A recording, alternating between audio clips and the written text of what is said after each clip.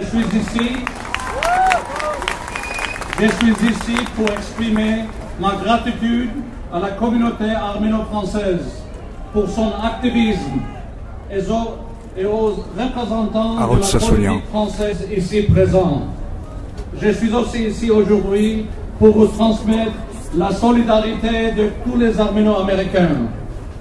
Les communautés arméniennes de France et des États-Unis sont les plus importantes de la diaspora.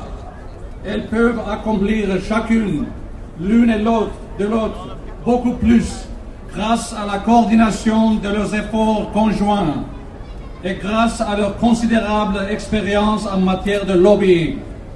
Beaucoup d'entre vous veulent savoir si le président Obama dira aujourd'hui le mot génocide. Beaucoup d'entre vous veulent aussi savoir si la Chambre des représentants d'Amérique adoptera la résolution sur le génocide arménien, qui a été adoptée par la Commission des Affaires étrangères le 4 mars 2010. Je suis ici pour vous dire qu'il n'est pas important que le président Obama emploie le mot génocide arménien dans son discours annuel de 24 avril. Pourquoi? Parce que l'on vous a mal informé concernant la non-reconnaissance par les États-Unis du génocide arménien.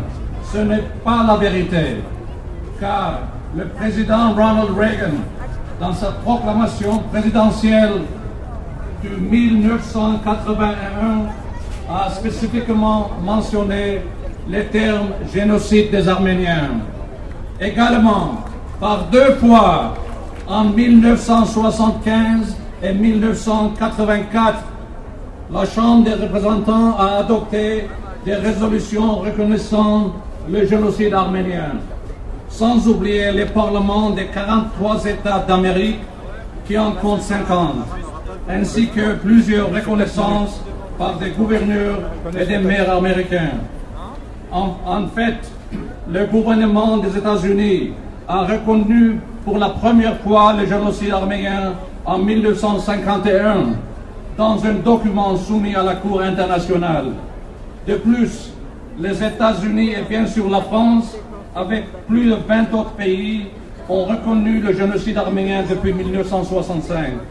En 1985, la sous-commission des Nations Unies pour la prévention des discriminations et la protection des minorités a adopté un rapport déclarant que le génocide arménien entre bien dans les critères établis par les Nations Unies. Comme vous le savez, en 1987, le Parlement européen a adopté une résolution reconnaissant le génocide des Arméniens. En outre, des centaines d'experts de l'Holocauste et du génocide ont validé des déclarations conjointes confirmant les faits incontestables du génocide arménien.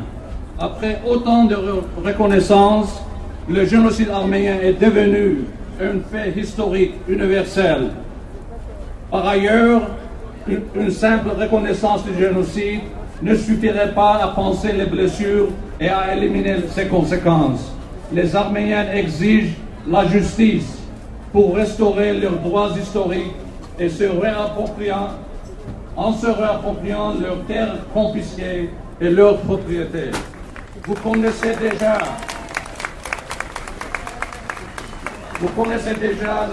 les poursuites légales engagées contre les sociétés d'assurance et les banques.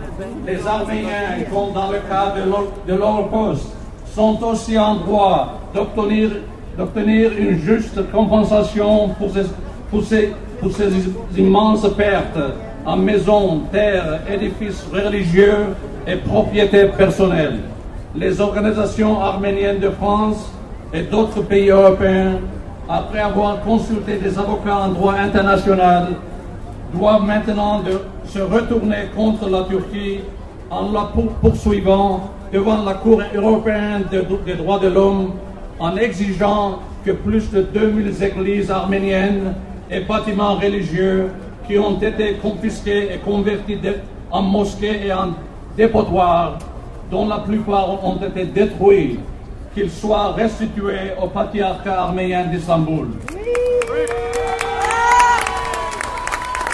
Les organisations Arméniens ne devront plus consacrer leurs ressources humaines et matérielles pour prouver le génocide.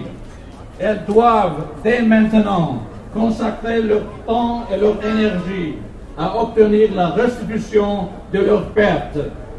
Ne tombons pas dans le piège turc qui consiste à nous pousser à prouver le génocide année après année. Franchissons une nouvelle étape qui sera celle de l'exigence de nos droits historiques dus par la Turquie en saisissant la Cour internationale, la Cour européenne des droits de l'homme et la Cour fédérale des États-Unis. Aujourd'hui, nous exigeons la justice, pas la reconnaissance. Merci à tous.